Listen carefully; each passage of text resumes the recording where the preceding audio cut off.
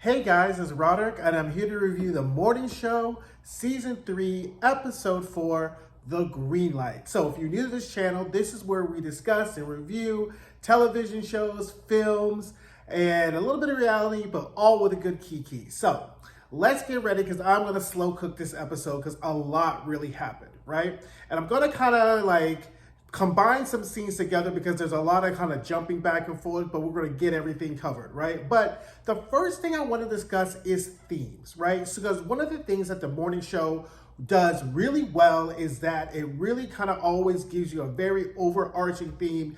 It gives you a through line to the characters that kind of contribute to their arc and their character development, right? So if last episode was about the characters realizing where they were in the stratifications of power within UBS, right? This episode is really what I would call the pedigree of power, right? People settling into their seats of power and how comfortable and uncomfortable they really are with kind of where they are in the power structure, right?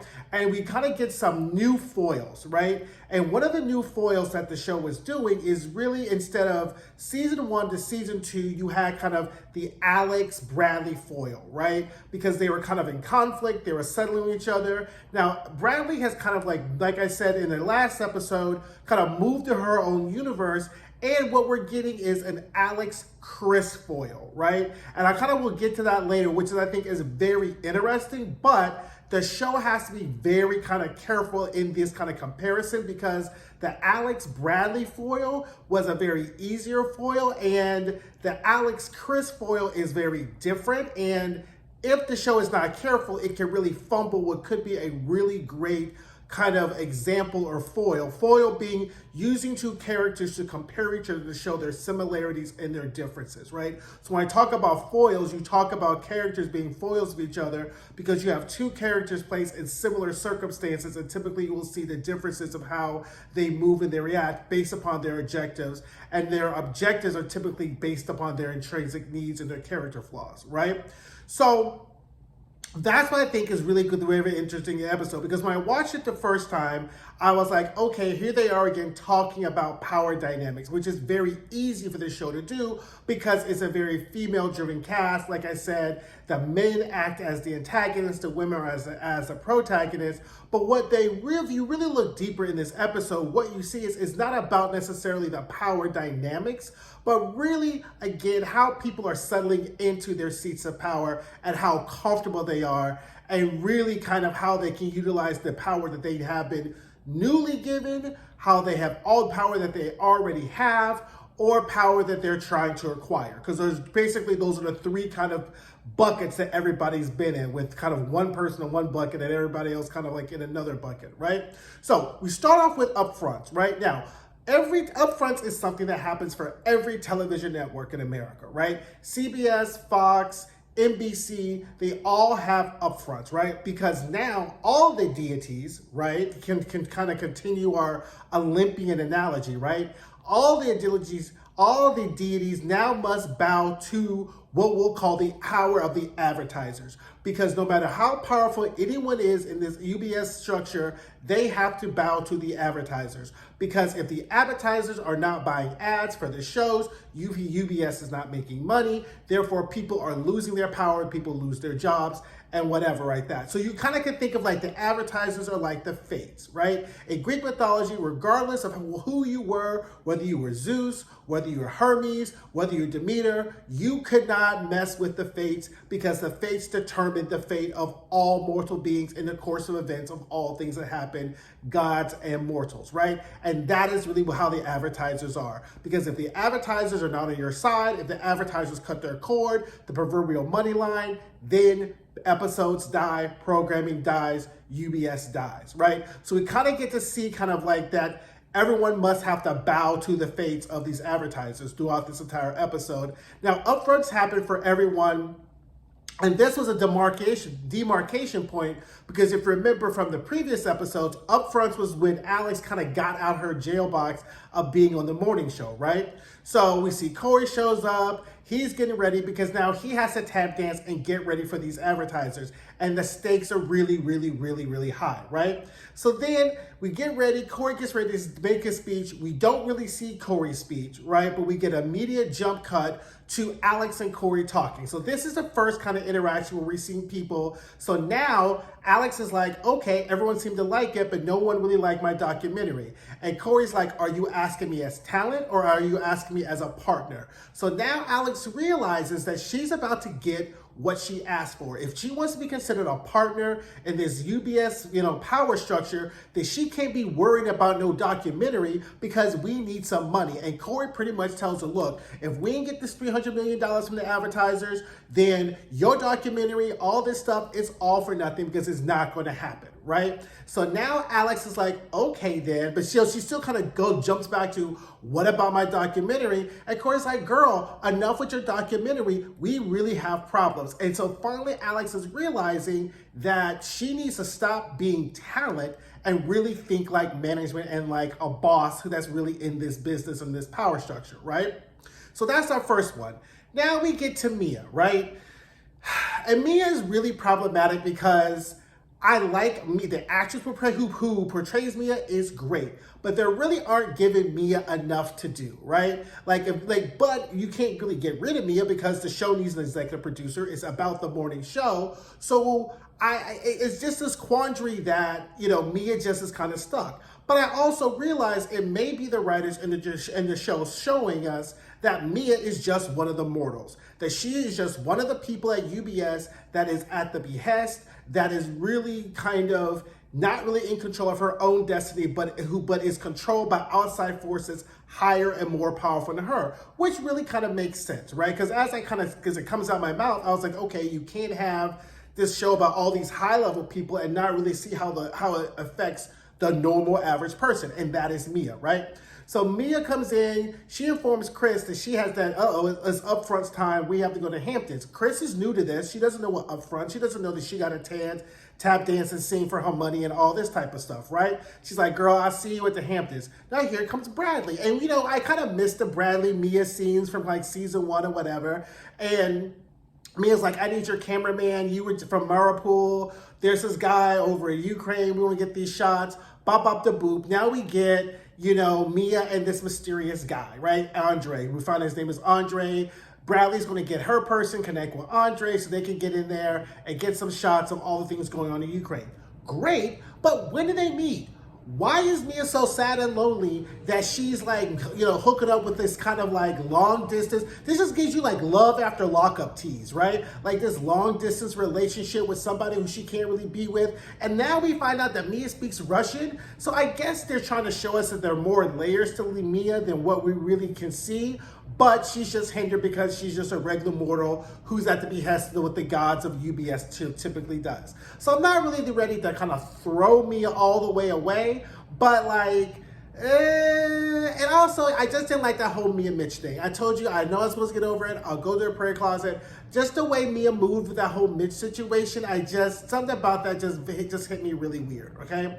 So anyway, Corey now has to see another power that's higher than him, and this is the bankers, right? And Corey, he's just so used to be able to come in and bullshit and bop, bop, bop, boop, and he's like, we're going to do this, and our show's going to be great, and the bankers are like, that don't really equate to dollars and cents, okay? So if you get this guaranteed advertising funding, then we'll get you the loan, right? So Corey is like, okay, great, yay, you got it. All the while, he has no idea how he's going to do this because he's a middle Upfront. He has to host his party in the Hamptons. So then he sends Stella out to meet what we call the Ellipsis guys, which are these advertisers who can pretty much, who are the linchpin for this funding, right? So Corey sends Stella to go have dinner with the advertisers. And the advertisers are like, since you want something from us, we're going to drink you and eat you at a house at home. They start ordering, they start drinking, and Stella's like, oh my God, here we go. Because they're like, yeah, you want us to give you millions and millions of dollars, you could settle up for this free lunch and let us just eat and drink you right on into the poorhouse. So I was like, okay, I get it, right? There's no such thing as a free lunch and everybody's going to have to pay. We'll get to the Ellipsis and Stella in a second. But now, Alex finds out that Paul Marks is at the Mercer in Soho. So she decides that she's gonna go and stalk him out, right? Because on one level, right, Alex is like, well, I'm doing this for UBS. And also, I think on another level, Alex is kind of like into this Paul Marks guy because it's John Hamm and he's hot and I get it, right? So, and also, Alex is kind of stepping into her partner role, right? She's like, I don't trust Corey in this funding and this bank loan-ish. Let me put on my Captain Save-A-Ho dress and go in and try to get this Paul Marks shit done myself, right? So we jump back to Stella and the funding, and like now they're eating, they're having steak, they're sharing drinks, they're going shot, they're having martinis. Stella goes over to the waitress and is like, look, I can't keep up with them, slices them some money, being like, can you just bring me water instead of gin, right? Stella's like, the waitress is like, sure, cool, whatever, right? They kind of have this moment, women of color kind of moment, whatever, go on, right? Now, Bradley's sitting in her office or whatever, minding her own business, like people do, and then decides she's going to reach out to her ex, Laura, right? Now, Laura, mind you, is working for NBN, the competing network. They got upfronts going on. So everybody in this industry is tap dancing and got their whole dress on for upfronts. Everybody, right? So Laura's like, okay, we got NBN, we got whatever. And we see Bradley do that kind of reach out you do when you're like thinking about your ex, but you don't really know what you want to say, but you kind of miss them, but then you kind of don't. So like, and Laura, you know, who is not new to this whole like having sex or dating straight women and the kind of ping pong it does go when you have like new lesbian situations. Not that I'm an expert in lesbian relationships. I got all my information from my lesbian godmother and the L Word. So that's kind of where I like, it's kind of like divination in Hogwarts. Like I took a couple of classes, but I'm no expert, right? So anywho, they having their whole lesbian will they, won't they, or whatever like that, right? So she's like, oh, I'm going to Corey's party in the Hamptons. Laura's like, oh, okay, cool, maybe I'll stop by, whatever. NBM's having some ice skating thing, right? So Corey's party began. He has gorgeous house in the West End in the Hamptons, right? And Bradley arrives and he's like, hey girl, how you doing? Get to work, right? See those people over there? They want to see some Bradley Jackson smiles. And see, the thing is that all of this has happened within a year. Season 1 through 3 is a year. So this is Bradley's first upfronts. Alex is the only person who has really been doing these upfronts for years and years and years and years and years, right? So that's why Alex was like, hey girl, hi, when Corey came in the beginning. She's not new to this. Alex knows what it is. She's like, I gotta show up, I gotta do this and whatever, right? So Bradley's not used to having to go around and schmooze and coos and do whatever like that because this is her first upfronts, right? So then we go back to Stella and Ellipses. So let me get this all out the way with this because this I was like, when I watched it, I felt some sort of way. And then when I went back, when I watched it again, I was like, okay, I get it.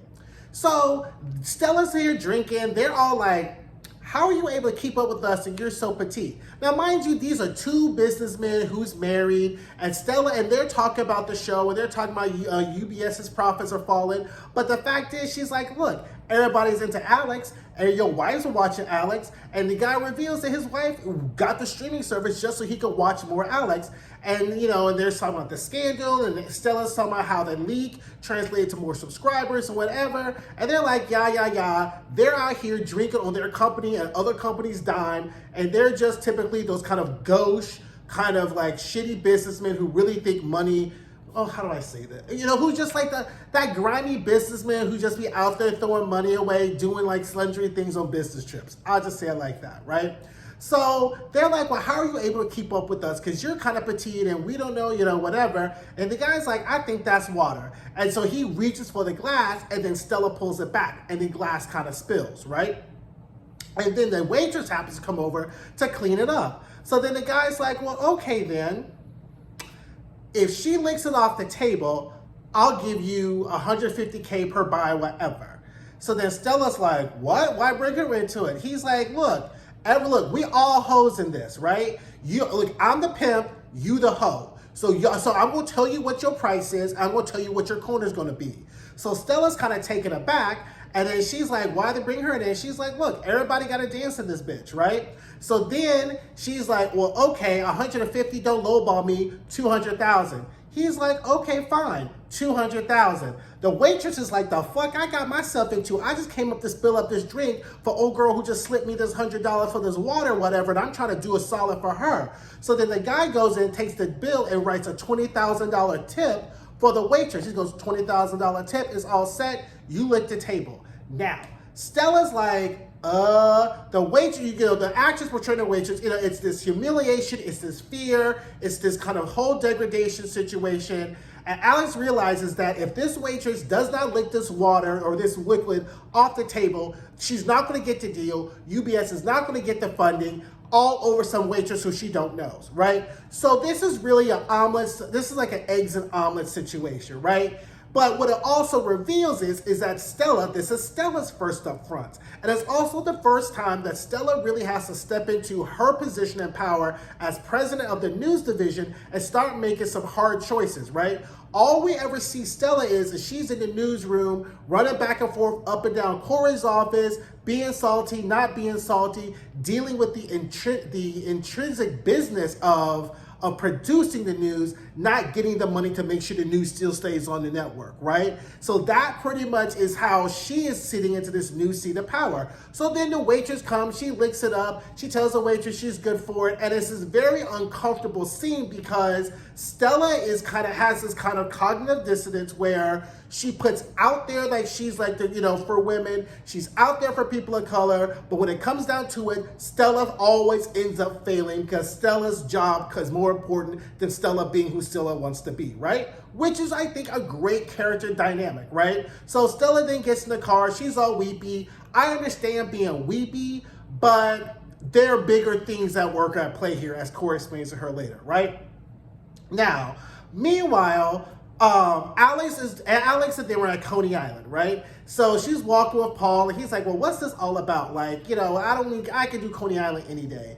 And Alex kind of reveals, like, look, I just wanted to apologize. This was not about you. So Paul Marks reveals that, one, he's a very fragile ego man. Because he's like, I thought it felt like it was about me. And she's like, girl, it was not really about you. It's about really Corey and UBS and these men thinking they can just put me on a street corner anytime they need me. And I'm no street walking bitch. I'm fucking Alex Levy, and I pick my street corners and I pick my Johns, right? So he's like, oh, okay. So then she starts to tell this story about how she used to work at like an amusement park and she was selling margaritas and she gave up this kind of thing at New Yorker, which I was like, okay, that's a cute story. But if that story was told by Chris, it would have a different ending, right? See, Chris couldn't give up an internship at the New Yorker to sell margaritas because she wouldn't get that opportunity again, right? Alex was able to get that opportunity because she's a white woman, right? So that's why I keep talking about this kind of Chris-Alex foil, which we'll get to in a second, because I like it because it does have some depth to it, but you can't start using now, whatever. I thought the story is a great story. I just want to make sure that they handle it gingerly, so that way it just doesn't into that I had to work really hard and me and Chris, same background, blah, blah, blah, boop, that people always want to say to kind of invalidate the systemic racial injustices or kind of like the black woman misogyny that happens in corporate America, right? Now, Laura shows up at the party, and I'm like, girl, why are you here, right? But we know why he's here, right? Why she's there, right? She's there to play this cat and mouse with Bradley, right? Because we really don't know why they broke up, what happened while they broke up. They keep alluding to it, and it just gives you the tease of like, Bradley was the straight woman in this lesbian relationship, and Laura may have been too suffocating, and Bradley may have still wanted some penis, and Laura's like, no penis in my house. It just gave you that new lesbian, old lesbian kind of back and forth, right? And Laura's like, I'll play along, right? Because I can bag this chick again if I want to. So they're there, and then we get this scene of Leonard, right? Now remember, Leonard was the old board member who Corey had dinner with when he was trying to get rid of Sybil. And Leonard's like, oh, I don't want to be board president. Leonard's board president. How did that happen? Well, Leonard's talking to Chris, right? And he's like, oh, hey, how's it going? And he's like, oh, yeah, there's lots of people out here who want to see you. And she's like, well, where's all this money going? And he's like, excuse me? Like, how are you asking us where our money going? And he's like, oh, you mean, are you going to get some more money? She's like, no. I'm talking about the pay equity for all the people who aren't getting paid. And he's like, girl, okay, there's another board meeting, I'll bring it up or whatever. So then she's like, well, I'll just go ahead and make sure you bring it up because I can go to my 200 plus new followers and put some public pressure. And he's like, oh, okay, bye. And then he turns and looks at her like, okay, girl. Now, let's do this. So we're going to discuss this. We're going to flesh out this Chris and Alex foil, right? So Chris is now new to a seat of power, right? Because of the whole Aunt Jemima gate, right? She's got 200 new followers. She's going to get a new contract. And she's not used to being in this position. She's new to this industry. She's a Black woman. And she really has no experience, anecdotal or experientially about how to navigate these corporate waters, right? Compared to Alex, where if that was Alex, those motherfuckers would have been poor. They would have been, she like, I would have want this, I want this, I want this, I want this. Because Alex has the seasoning and the culture and the pedigree to know how to maneuver this. So it's going to be very interesting to see how Chris maneuvers this because she has this conversation with Yanko, who I decide I can't stand Yanko because Yanko is just, Yanko just irks me because Yanko irks me. So he's like, I don't want you to get caught up in the whole culture wars and whatever, which is pretty much like, girl, you need to stay safe. You need to keep your head down because you're not really one of them. Like you may have gotten like a couple, you may have discovered the God's fire, but you're not staying on Olympus, right? And Chris is really feeling herself because her new social media followers or whatever. And it's going to be very interesting because Chris is thinking that she's now in the game with these new social media followers, and that's really going to translate into some kind of public pressure to people be doing something. And I really hope Chris does not play herself, right? Because they don't care about social media followers. They care about dollars. Because while Chris is talking about some 200,000 social media followers, there's a $300 million deal that's being made for a $9 billion loan, right? So as we know, there are levels to this. And Chris is thinking that she's like the Jeffersons, the mood on up, and she hasn't even hit like after first floor yet. So again, it's going to be very interesting to see how that happens. So Paul Marks reveals that like he was kidnapped and whatever like this. And I'm just not really trusting anything Paul Marks says because I believe Paul Marks is the true vicious villain of this season. And when it is revealed that he is really the villain, everybody's going to be gagged. But we'll get to that at the end.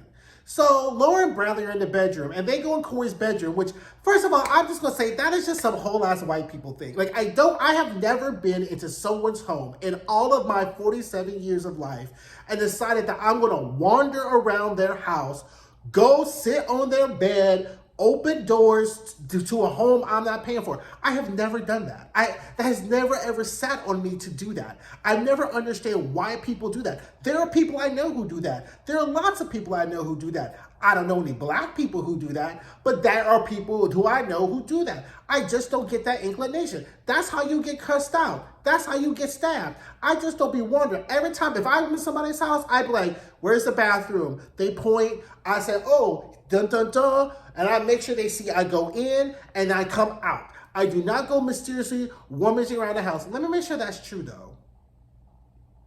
That is true. There may be some occasions where I may have stumped in people's bedroom and yang, but I don't be going around doing treasure hunts around people's houses like these people on television or in real life do. Anyway, they go to Corey's bedroom, and I was like, are they going to have sex on Corey's bed? Like, is this the trashy stuff we're about to do? So I think that's kind of where Laura was going. And so then when Bradley recognizes the bed from the hotel they were staying at in season 1, Laura's like, here this bitch again talk about dick. Being like, I think Mr. Ellison misses you. And then Bradley was like, why do you always have to bring up the fact that he likes me, whatever. And it totally kills the mood. Bradley goes downstairs. Laura's like, damn, I done fucking fumbled this shit. I was about to get some ass at the party. Now she got to go downstairs, okay? Anyway, just to tie them up, she goes downstairs. Laura apologizes. Bradley's like, it's just too different. So Bradley is not really used to being in this situation of having an ex who's a woman with this whole situation. And while they're trying to do their whole lesbian and like whatever, Corey shows up. It's like, there ain't no advertisers up here. The advertisers are downstairs. hey, Laura, how you doing? Like, bitch, you need to come flip over too. Laura's like, okay, I'm gone. And then he's like, really? For everything I've done for you, you can't go downstairs and can smooch and ruse and eat free food and drink champagne that I'm paying for? And she's like, oh, okay, I'll go. He's like, so whatever Corey did for her must have been huge. And we're not even talking about the photo. The photo is the cherry on top of the other things that he has done for her. So he's like, ho, back to your corner, right? Now, Mia and Andre calls, he sends the pictures, he's trying to get out before the Russians find out. Mia's like, we'll run the story. Andre's like, wait till I get out. Anyway, Mia ends up seeing Stella. They decide to run the photos. She don't know where Andre is. That's Mia, that's Andre, whatever. Stella shows up to the party, shook, salty, and he's like, ooh, and Corey's like, oh my God, what happened? He's like, oh yeah, they put you through the ringer. So Corey probably knew they do nasty, dirty shit, and he was like, girl, welcome to being in the game. So because she had already texted him that they got the loan.